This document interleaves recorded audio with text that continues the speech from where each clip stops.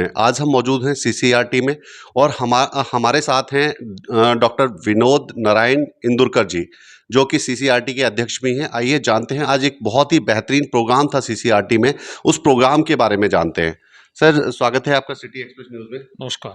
तो सर, जो आज प्रोग्राम की जो रूपरेखा थी और बहुत ही अच्छा प्रोग्राम जो दर्शाया गया लोगों को, तो उसके बारे में ज़रा बताएँ। आज जो यहाँ पर हमारे यहाँ प्रोग्राम हुआ है, तो इसमें हमने पहले से सोच के रखा था कि ये प्रोग्राम सिर्फ कोई एक आइटम इसमें नहीं होगा।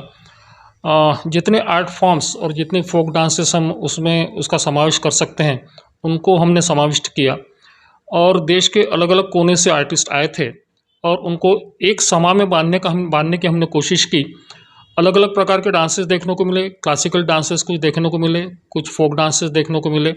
और ये हमने इसलिए किया कि आज कल हमारे यहाँ पे गणतंत्र दिवस है, तो उसकी पूर्व संध्या में हमने भी कुछ तो भी कार्यक्रम करना चाहिए, एक अच्छा कार्यक्रम करना चाहिए।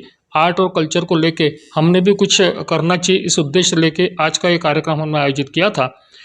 रानी जी ने जो डायरेक्शन दी थी ये सारे कार्यक्रम को, सबको इकट्ठा किया और जिन कलाकारों में इसने काम किया है, उन्होंने इतने बेहतरीन तरीके से इस कार्यक्रम को हमारे सामने रखा, हमारे सामने प्रस्तुत किया कि दर्शक देखते ही रह गए। उसमें दिव्यांग भी लोग थे जिन्होंने एक अलग टेक्निक का उपयोग किया और उस टेक्निक के माध्यम से हमारे सामने जो प्रस्तुति की वो देखने लायक थी। हमारा उद्देश्य हमेशा सीसीईआरटी का यही रहेगा और यही रहा है कि जितने कलाकार हैं, जितने आर्ट फॉर्म्स हैं और जो हमारा इंडियन कल्चर है, एक आर्ट फॉर्म के माध्यम से इंडियन कल्चर को हम कैसे दिखा सकते हैं, आर्टिस्ट लोगों का हम कैसे उपयोग कर सकते हैं, उनको हम कैसे ट्रेनिंग दे सकते हैं, इसी के लिए हम सीसीईआरटी में अलग अलग प्रकार के कार्यक्रम आयोजित करते हैं। और हमने तो अभी ये भी सोच के रखा है कि आने वाले दिनों में हमारे यहाँ पे एक खुला रंगमंच भी बनेगा।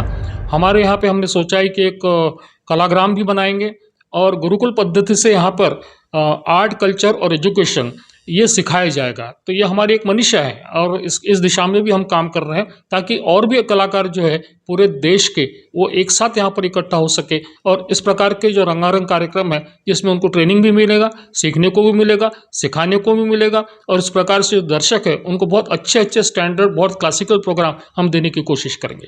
तो सर, जैसे कि ये 26 जनवरी आने वाली है, कल 26 जनवरी का है और यहाँ पर एक गणतंत्र दिवस के मौके पर एक तिरंगा भी फहराया जाएगा और 3 दिवसीय जो प्रोग्राम जो रखा गया था, कल यहाँ पर जो है कवि सम्मेलन रखा गया। आज यहाँ पर जो है तरह तरह के जो डांस परफॉर्मेंस वगैरह जो बहुत अच्छी तरीके से दी। और कल की क्या रूपरेखा है जो कि दर्शक देख रहे हैं, कल क्या होने वाला है? ऐसा है कि मूलतः सीसीईआरटी जो है ये आर्ट, कल्चर और साहित्य, लिटरेचर में भी काम करती है। तो आर्ट के बारे में तो यहाँ पर अभी तक कई सालों से बहुत अच्छा काम होते आ रहा है। कल्चर को लेकर तो काम होता ही है, लेकिन इस समय अब हम ये भी सोच रहे हैं कि लिटरेचर को भी हम उसमें भी काम करेंगे। और जो इसलिए कवि सम्मेलन यहाँ पे आयोजित किया गया था, आर्ट के भी प्रोग्राम्स होते हैं। कल जो 26 जनवरी को जो यहाँ पर गणतंत्र दिवस यहाँ पर हम मनाएंगे, उस समय हमारे यहाँ पे वो जो झंडा वंदन जो होता है वो तो होएगा, लेकिन उसके साथ में भी हमने कुछ कार्यक्रम भी रखा हुआ है। जो हमारे यहाँ पे आर्टिस्ट पढ़ने को आते हैं, जो यहाँ पर वर्कशॉप होता है, वर्कशॉप में जो ट्रेनिंग दी जाती है, तो वो आर्टिस्ट भी यहाँ पर कल अपना कार्यक्रम प्रस्तुत करेंगे। तो सर, जैसे कि देखा गया था कोरोना के बाद में बहुत सारी जो ज़िंदगी थी ठहर सी गई थी और फिर अब दोबारा से धीरे धीरे पटरी पे आ रही है।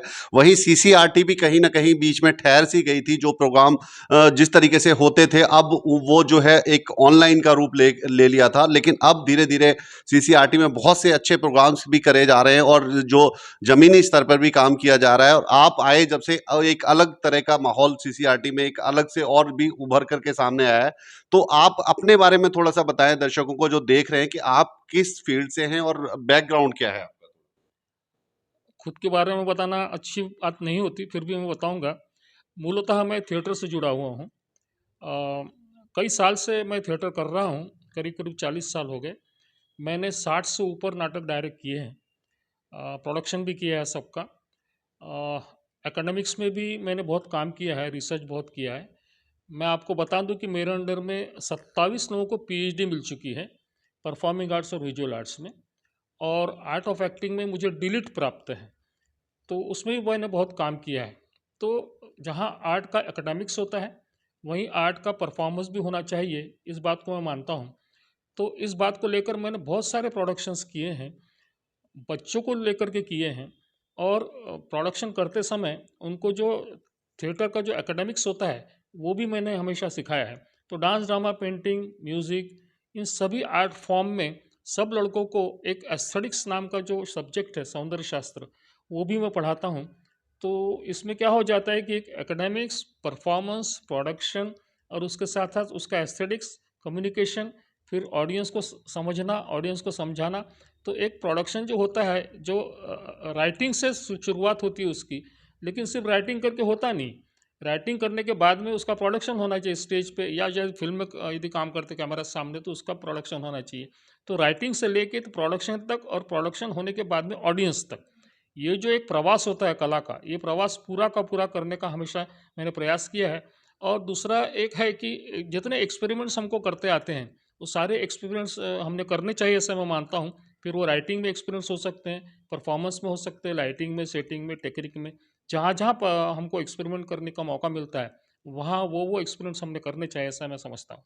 तो ये हमें मालूम होते हुए भी हमने ये सवाल इसलिए किया था ताकि आपको पता चले कि जो सीसीआरटी है, सीसीआरटी जो कि पूरे देश में एक संस्कृति और कला को लेकर के क्षेत्र में बहुत ही अच्छी तरीके से काम कर रहा है, तो वहाँ के जो अध्यक्ष महोदय हैं, कितनी नॉलेज रखते हैं और कितना यहाँ पर आपको सीखने को मिलेगा। आपको बता दें, यहाँ पर सीसीआरटी में अगर आप ज्वाइन करते हैं तो यहाँ पर कोई चार्जेस वगैरह, अभी हम बात कर लेते हैं कि चार्जेस वगैरह यहाँ पर नहीं होता। आपको यहाँ पे बहुत ही अच्छी एक जो सुविधा दी जाती है और जिस तरीके से आपको परफॉर्मेंस सिखाई जाती है कि अगर आप एक्टिंग में, आर्ट में, डांसिंग में किसी भी आपका हुनर है, तो यहाँ पर आप सीसीआरटी से संपर्क कर सकते हैं और यहाँ पर सिखाया भी जाता है। और अगर आपकी परफॉर्मेंस अच्छी होती है तो यहाँ पर स्कॉलरशिप भी दी जाती है। तो आइए जानते हैं कि किस तरीके से यहाँ से जुड़ सकते हैं और क्या वो होती है यहाँ पर। यहाँ पर जो कई सालों से ऐसा है कि यहाँ पर स्कॉलरशिप और फेलोशिप दी जाती है।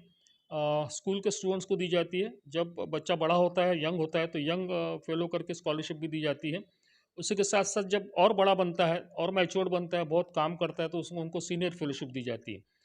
इसका अमाउंट भी अच्छा होता है। और जो लोग काम करते हैं, 400 के करीब करीब हर साल यहाँ पे फेलोशिप दी जाती है, स्कॉलरशिप दी जाती है। तो ये जो लड़के काम करते हैं वो अपने अपनी फील्ड में काम करते हैं। तो dance, drama, music, painting, sculpture, folk art, literature, इनमें स्कॉलरशिप और फेलोशिप दी जाती है।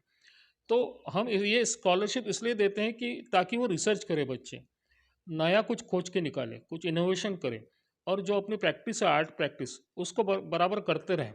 हम उनको इस प्रकार का प्लेटफॉर्म प्रोवाइड करते हैं। इतना ही नहीं, तो सिर्फ स्कॉलरशिप और फेलोशिप करके हम रुकते नहीं, तो हम उन बच्चों को ट्रेनिंग भी देते हैं। जो टीचर्स है स्कूल में और जो स्टूडेंट्स हैं, उनको भी यहाँ पर ट्रेनिंग दिया जाता है। रिसोर्स पर्सन्स हमारे यहाँ बहुत है। उन रिसोर्स पर्सन के माध्यम से हम टीचर्स और स्टूडेंट्स को ट्रेनिंग देते हैं। अब हमने आगे में ये भी सोचा है कि सिर्फ ट्रेनिंग दे के नहीं होगा, उनके साथ कंसिस्टेंटली हमको काम करना है। तो जिन लोगों ने फेलोशिप वगैरह ली है, तो उनको हम उपयोग करने वाले हैं।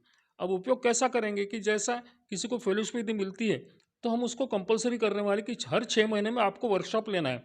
जिस एरिया में आप रहते हो, जिस रीजन में आप रहते हो और जिस फील्ड में आप काम करते हो, उस फील्ड का वर्कशॉप आपको कंपलसरी लेना है। तो आप सोचिए कि एक कैंडिडेट है जिसको 2 साल तक के हम देते हैं स्कॉलरशिप या फेलोशिप, यदि वो 6 महीने में 2 वर्कशॉप्स लेता है, तो वो 2 साल में कम से कम 8 वर्कशॉप लेगा। और ऐसे 400 आर्टिस्ट हैं, तो 400 आर्टिस्ट मिला के 2 साल में वर्कशॉप 3200 वर्कशॉप हो जाएंगे।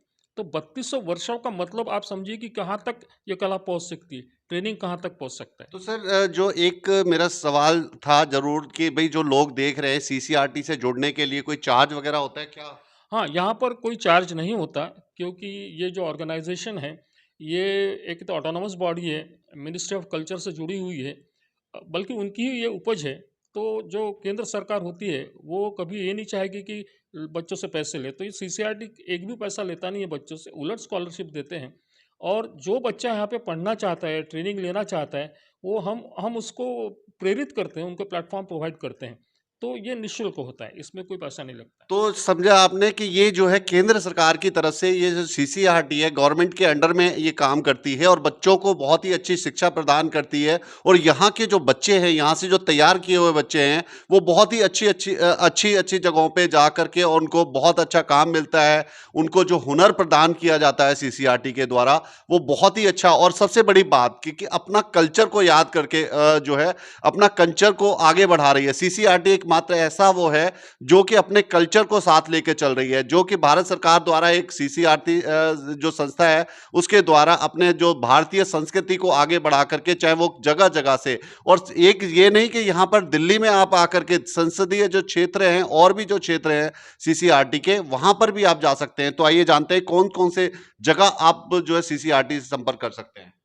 सीसीआरटी वैसे तो यहाँ का मेन सेंटर तो यहाँ दिल्ली में है, द्वारका में, लेकिन इसके सब सेंटर्स भी है। और जैसे उदयपुर में हमारा सब सेंटर है, हैदराबाद में सब सेंटर है, दमोह में सब सेंटर है हमारा।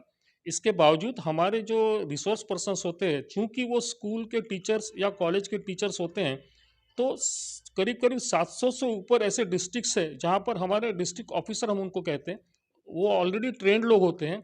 उनके द्वारा अलग अलग भागों में, यानी देश के अलग अलग प्रदेशों में, अलग अलग डिस्ट्रिक्ट्स में ये ट्रेनिंग दिया जाता है। तो कोई यदि किसी डिस्ट्रिक्ट का यदि होगा, तो वहाँ का जो एक डिस्ट्रिक्ट ऑफिसर जो हमारा होगा, उनसे यदि संपर्क करते हैं तो उनको वहाँ पर ट्रेनिंग दिया जा सकता है। हम लोग देते हैं, हम लोग एमओयू भी करते हैं बहुत सारे इंस्टीट्यूशंस के साथ।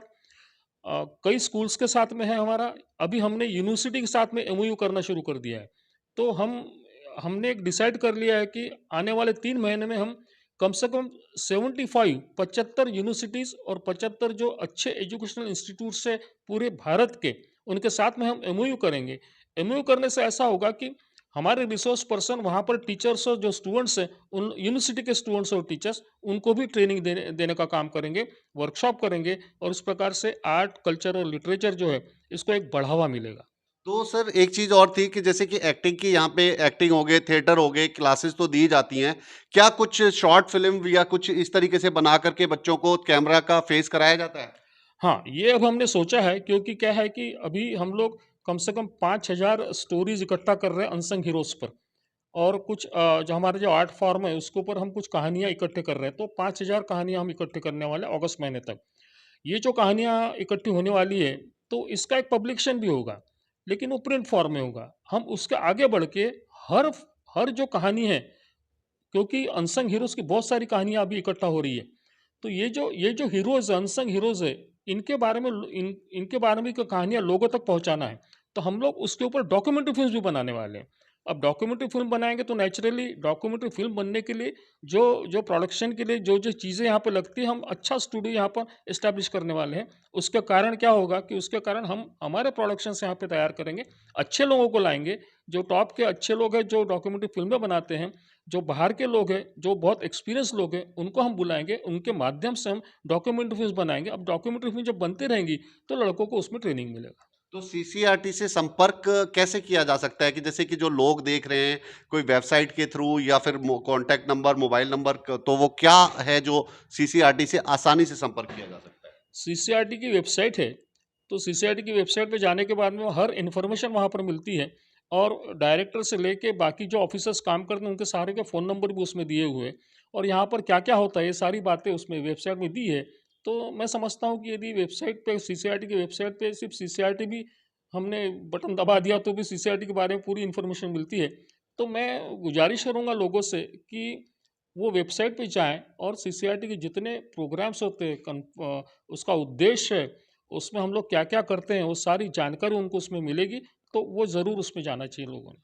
तो ये बहुत ही अच्छी जानकारी दी कि सीसीआरटी, मात्र आप गूगल पे सीसीआरटी लिखने से आपको सीसीआरटी के पेज वगैरह खुल जाएगा, और वेबसाइट वगैरह क्लिक करके वहाँ पे बहुत ही अच्छी सारी ए टू जेड जानकारी आपको सीसीआरटी की वेबसाइट पे मिल जाएगी। और हाँ, सीसीआरटी जो है वो आपके लिए काम कर रही है। हम जो यहाँ पर जो बैठे हुए हैं सीसीआरटी के जो लोग हैं, वो सारे आपके लिए काम कर रहे हैं ताकि आप आएँ और यहाँ से कुछ सीख कर जाएँ, आगे बढ़ें। अगर आप नहीं आओगे तो यहाँ पर जो हम सिखा रहे हैं, किसको, बहुत सारे लोग जुड़े हुए हैं, उनको सिखा रहे हैं।